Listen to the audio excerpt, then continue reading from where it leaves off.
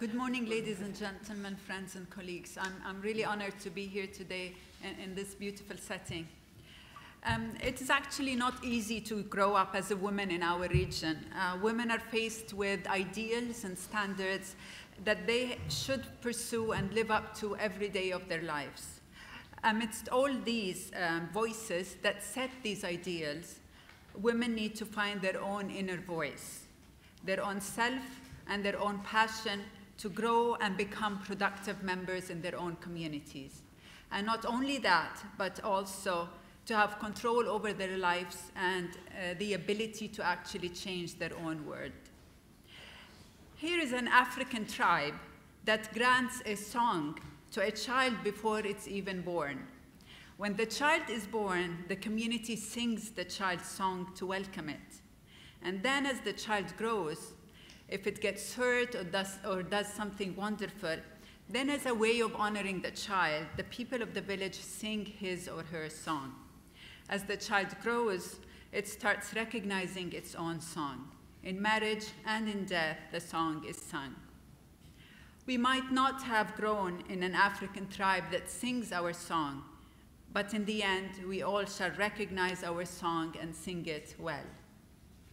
Women in the Middle East and North Africa region have achieved impressive gains in a number of social indices, but still have the world's lowest rates of labor.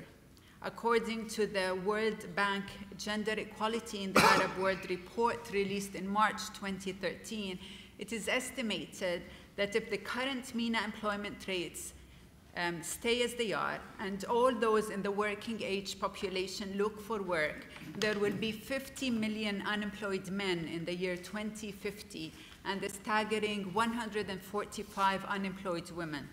The employment gap between men and women has almost doubled in the last 25 years. The fact is that if we continue to ignore half the population as a nation or a region, we will forever deny ourselves advancement and development. Another important fact is the high level of education that girls are receiving in our region. Girls now are far better educated and now outnumber men at university level. If we do not capitalize on that, then we are not only wasting potential and talent, but also wasting resources. Concerted actions are needed to change a whole set of legal, cultural, and work environment-related hurdles that limit women employment and that create an environment that is not conducive for women employability. Having said that, I will actually have to challenge the importance of the legal, cultural, and environmental factors, but not undermine them, and shed light on what we at the Business Development Center have witnessed in the past years, building the skill set of young women. In brief, sitting on the sidelines, waiting to be invited is no longer an option for many of our women. Building the skill set of recent graduates and enforcing positive mindset changes and ideals is what I consider the voice inside the women expressing the fact that sitting on the sideline is no longer our choice. That is why the goal of education today, argues Wagner in his book Creating Innovators, should not be that every child be college ready, but that every child should be innovation ready. Ready to add value to whatever they do. He adds that we need to focus on teaching the skills and the will to learn and to make a difference, and also bring the three most ingredients to the classroom: power, passion, and purpose. This would require reform of our education systems on the long run, and the introduction of training programs and seminars on the short run. Trainings that use the fundamental shift from a curricula and methodology that rely on non-participatory trainings and learning to those that promote problem solving, creative thinking, positive thinking, negotiation, and the application of practical knowledge. Additionally, we need to promote market intelligence skills for youth through exposing and offering them the knowledge of the international markets. We need to build their capacity in understanding and making use of technology as a tool for competitiveness, and to build their ability to plan and analyze risk, and also their ability to access finance. This all will be achieved through coaching, mentoring, and exchanges. Where the rest of the world sees problems, the entrepreneurs sees opportunities. This transformation of attitude and ideals require confidence and motivation. A real change of mindset needs to be encouraged and nurtured. These are the ideals that we need to instill in our girls. These are the voices they need to hear. Our girls are unfortunately not raised to follow their dreams and not raised to create their own opportunities.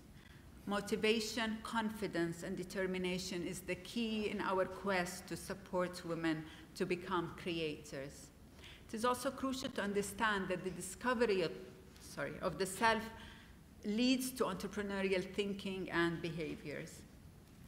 I would like to end by highlighting testimonials from 3 Jordanian young women who have been trained on entrepreneurial and soft skills.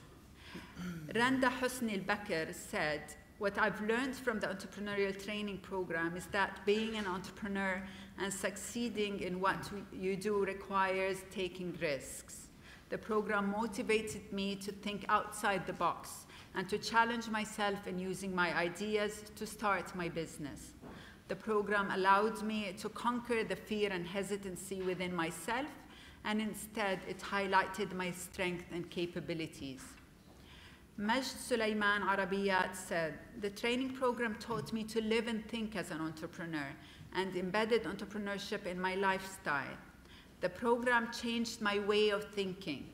I learned not to sit and wait for a job, but rather create my own opportunities by challenging myself and following my passion." She adds, "Our greatest glory consists in never falling, but in rising every time we fall."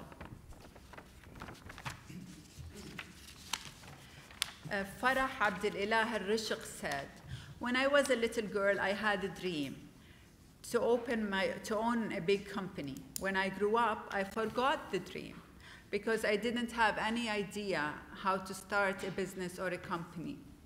But everything changed when I took this entrepreneurial course. I told myself that I have to fulfill my dream. Through the course, I learned the techniques needed to start my own business. I was taught that entrepreneurship is in the blood, the mind, and the heart. Just follow your senses and you will get on the right track." At the end, we shall all recognize our song and sing it well. Thank you.